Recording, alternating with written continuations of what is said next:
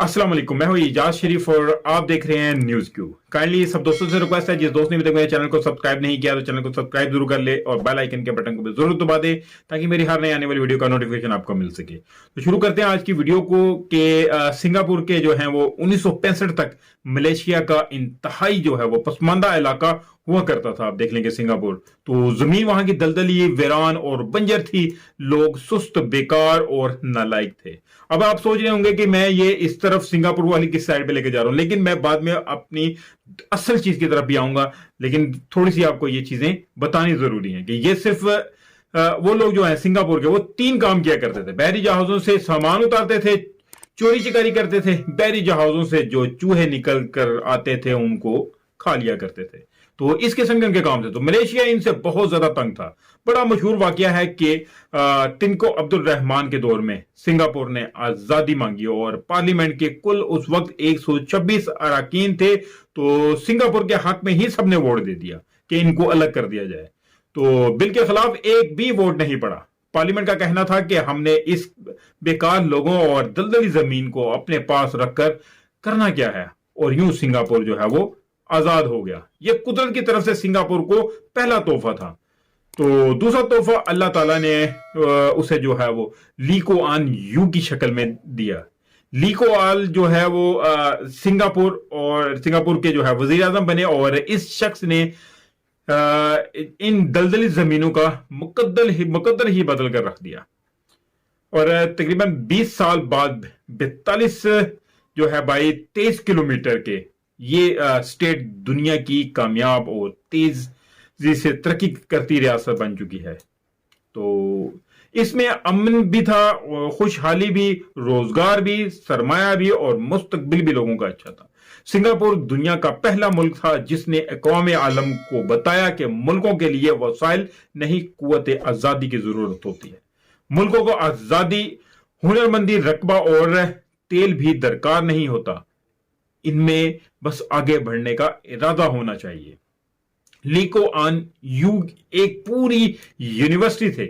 इस शख्स ने 2 दहाइयों में पूरी कौम को बदल कर रख दिया। कैसे? उन्होंने 5 अहम काम किए जो कि हमारे इस मुल्क में होने बहुत जरूरी हैं। उन्होंने जो है वजीर आजम ली ने जो है सबसे पहले मुल्क में अमन कायम कर दिया।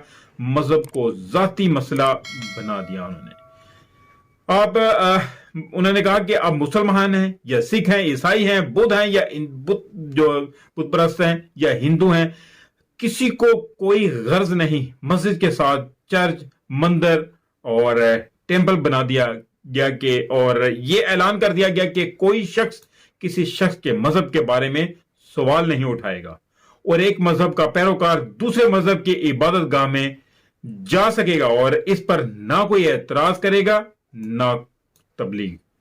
कानून की नजर में सबको बराबर कर दिया। मुल्क में कोई क्लास कल्चर जो है वो नहीं था, किसी को किसी पर फोकियत नहीं थी, सब बराबर थे और हैं। यही हमारा कुरान पाक कहता है। देखें कि नबी करीम सल्लल्लाहु अलैहि वसल्लम ने फरमाया कि सब मुसलमान भाई भाइयां, और कानून ही हम लोगों ने ऐसा बनाना है कि हम लोग बराबरी का कानून लेकर आए, इंसाफ का कानून लेकर आए, अक़लियतों को उनका हक दें, औरतों के उनको हकूक दें, तब जाके हमारा कल्चर और हमारी जो है कौम एक कामयाब कौम बन सकेगी। खैर, दूसरा उन्होंने काम किया कि मुल्क में हर किस्म के एहतजाज पर भी पाबंदी लगा दी और सड़कें, गलियां और बाजार हर कीमत पर खुले रहेंगे और कोई शख्स किसी के लिए सिक्योरिटी रिस्क नहीं बनेगा। जबकि आप लोग इस वक्त हमारे पाकिस्तान की सूरत हाल देख लेंगे। अभी आगे इलेक्शन आने वाले हैं तो जगह जगह पे जलसे होंगे, इधर गली बंद है, उधर रोड बंद है। और इसके अलावा ये जो जलसे हैं हमारे यहाँ देख लें कि हमारे जितने भी मजहबी त्यौहार हैं वो कितने कितने मेन जगहों पे होते हैं, उनको कोई रोकने वाला नहीं। हालांकि हमारे पास स्टेडियम्स हैं, बड़े बड़े पार्क्स हैं, वहां पे तमाम मामलात हो सकते हैं कि ठीक है एक साइड पे लगे, लेकिन मेन बाजारों को बंद करके सिक्योरिटी रिस्क लेके वहां पे इतनी सारी पुलिस, इतने सारे लोग, इतनी सारी खर्चा और इतने सारे, जब वो खुदा ना खास्ता वहां पे जब दहशत गर्दी के निजाम होते हैं तो कितना नुकसान होता है, इसका हम लोग खुद जिम्मेदार हैं। तीसरी उन्होंने ली कुआन यू ने चुन चुन कर जो है अहल और ईमानदार लोग जो हैं अहम ओहदों पर तैनात करती है और इन्हें काम करने का भरपूर मौका दिया। लोग आज भी 30-30 साल से अपने ओहदे पर बैठे हैं और काम कर रहे हैं। ईमानदार का ये आलम, यानी कि वहां पे ईमानदारी का ये आलम था कि ली कुआन यू के 1.5 दर्जन मिनिस्टर और ब्यूरोक्रेट्स करप्शन के इल्जाम के बाद खुदकुशी कर गए।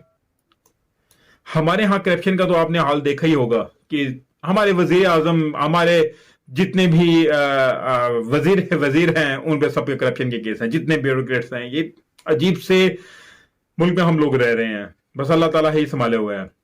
हुकूमत अहल जो है लोगों को दूसरे मुल्कों से भी भर्ती कर लेती थी। साबिक सदर ममनून हुसैन ने एक बार बताया, मैं 1999 में गवर्नर सिंध था, ली कुआन यू दौरे पर आए, मैंने उन्हें खाने पर बुलाया। दावत के दौरान मैंने इनसे कहा हम कराची पोर्ट को भी सिंगापुर पोर्ट की तरह डेवलप करना चाहते हैं, तो आप हमें कोई टिप दें। मेरी बात सुनकर ली कुआन यू जो है वो देर तक हंसते रहे और फिर बोले, आप कैप्टन सईद से राब्ता करें, ये पाकिस्तानी भी हैं और कराची में शहरी भी हैं। हमने इनकी मदद से सिंगापुर जो पोर्ट है डेवलप की थी।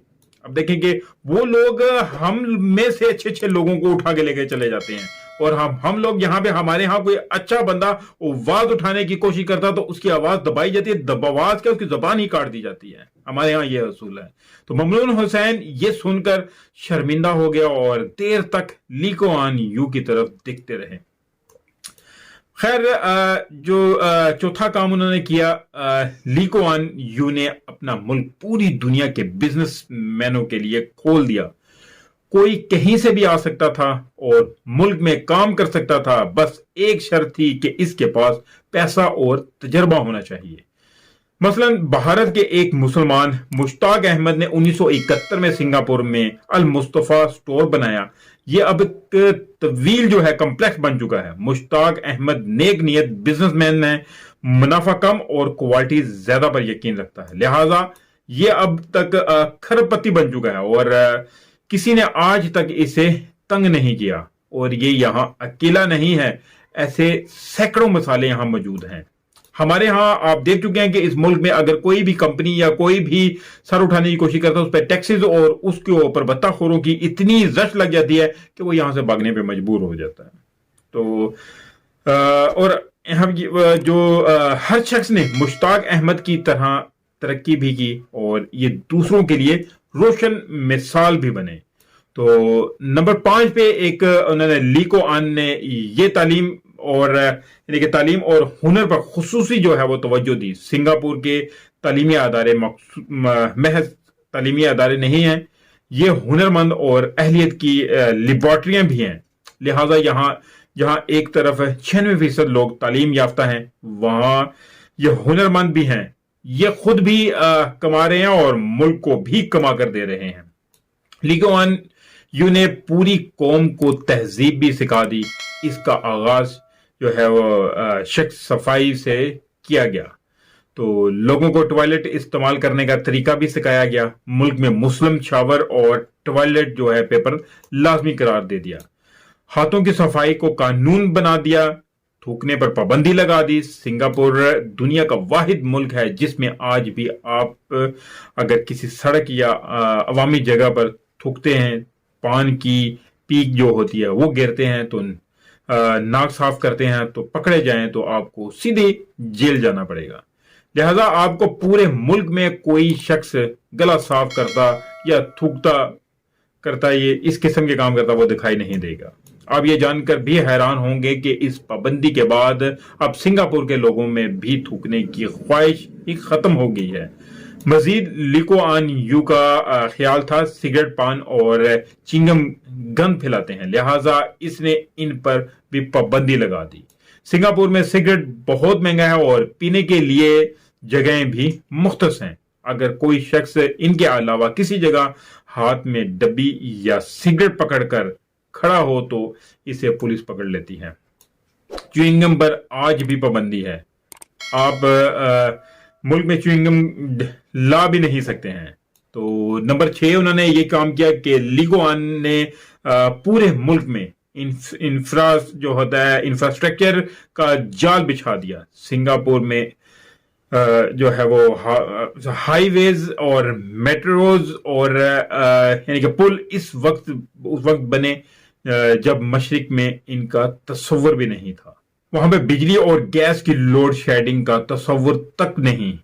تاہم وسائل کی بجٹ جو ہے وہ ضروری کی جاتی ہے. فالتو لائٹ اور جلتا ہوا چولہا گناہ سمجھا جاتا ہے. اگر اس ملک کو چلانا ہے تو ہمیں لیکو آن یو بننا پڑے گا. اب دیکھیں گے کیونکہ یہ دنیا ہے, دنیا میں ہم لوگوں کو اچھے لوگوں کے پیچھے چلنا ہے. تو ہمارے نبی کریم صلی اللہ علیہ وسلم سے بڑھ کر تو کوئی اچھی ذات نہیں ہو سکتی, لیکن اس دنیا کے نظام کو سیدھا کرنے کے لیے ہمیں ان لوگوں کی مثالیں لینی پڑتی ہیں, کیونکہ اس وقت ملکوں کو چلانا ہے.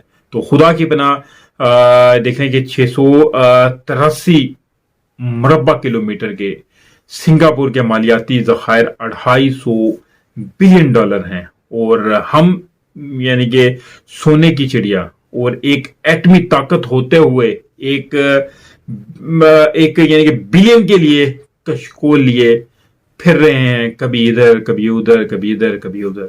تو کیا ہے کہ ہم لوگوں کی کوتاہیاں ہیں, ہم لوگ خود کو سیدھی راہ پہ لانے کی کوشش نہیں کر رہے ہیں. تو خیر اللہ تعالیٰ ہم لوگوں کو ہدایت دے اور سیدھی راہ پہ لائے, اور ہمارے نبی کریم صلی اللہ علیہ وسلم کی اقوال پر اور ان کے ہمیں راہ پہ چلنے کی جو ہے انہوں نے جو طریقہ کار بتایا ہے اس کے مطابق چلنے کی توفیق دے, تاکہ ہم لوگ ایک اچھے انسان بن سکیں.